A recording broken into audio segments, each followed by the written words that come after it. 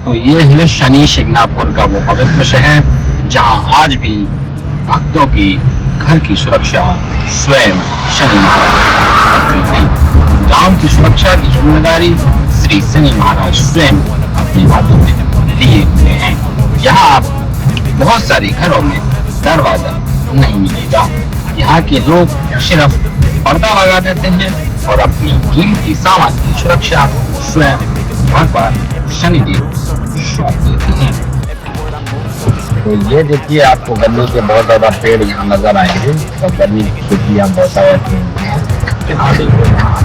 अहमदनगर पूरे जिले में गन्ना का रस, गन्ने के पेड़ और गन्ना यहाँ से एक्सपोर्ट किया जाता है।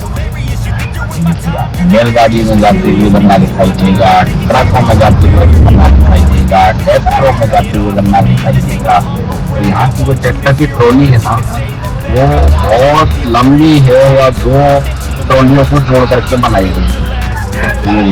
ये ट्रॉली फिर दूसरी में अटैच कर देते हैं, जिससे एक बार में ज्यादा ले जा सकें।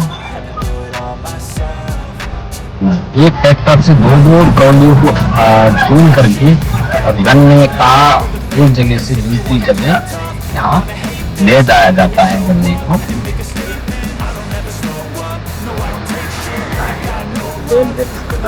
आज भी यूज करता है महाराष्ट्र में ये रेलगाड़ी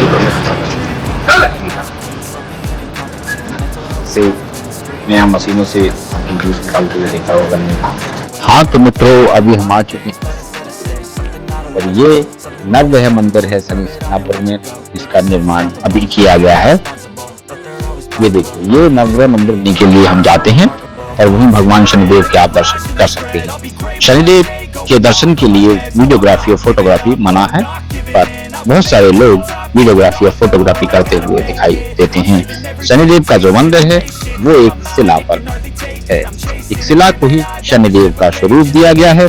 उसी शिला जो खुले आसमान में स्थित है। शनि शिंगणापुर को सिद्धपीठ माना जाता है। यहाँ पूजा करने का तरीका बाकी मंदिरों से अलग है। भक्त यहाँ अपनी श्रद्धा अनुसार सरसों का तेल चढ़ाते हैं। मान्यता है कि यहाँ दर्शन मात्र से साढ़े साती और ढैया के अशुभ प्रभाव कम हो जाते हैं। पुरुष भक्तों के लिए यहाँ एक विशेष ड्रेस कोड है। उन्हें नहाकर शुद्ध केसरी या बिना सिले हुए वस्त्र धारण करने होते हैं। यहाँ की ऊर्जा इतनी शक्तिशाली है कि नास्तिक भी यहाँ आकर नतमस्तक हो जाते हैं।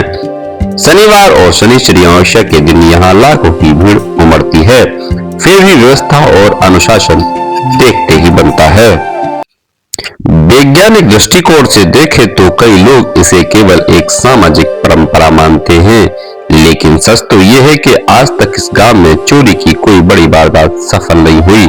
स्थानीय लोग बताते हैं कि जिसने भी चोरी की कोशिश की वह गांव की सीमा पार करने से पहले ही अंधा हो गया या उसे शनिदेव का भयंकर दंड भुगतना पड़ा।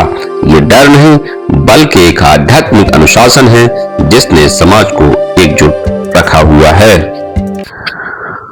तो दोस्तों, अब वह पल आ गया है जिसका हमें बेसब्री से इंतजार था। हम मंदिर के मुख्य प्रांगण में प्रवेश कर चुके हैं। यहाँ की हवा में एक अजीब सी शक्ति और शांति है। चारों ओर ओम शम शनिश्चराय नमः की गूंज सुनाई दे रही है।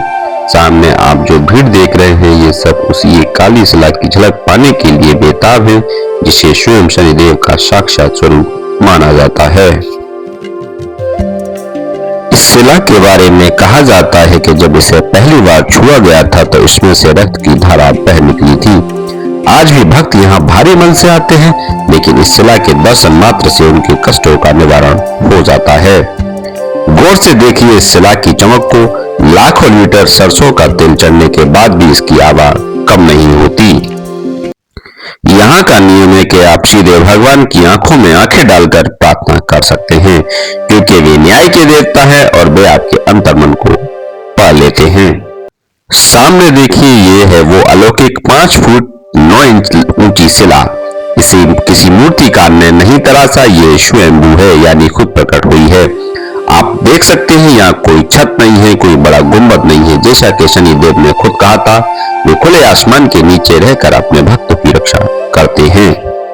तो दोस्तों अभी अभी शिला के दर्शन किए और सच मानिए जो मुझे शांति यहाँ महसूस हो रही है उसे शब्दों में बताना नामुमकिन है।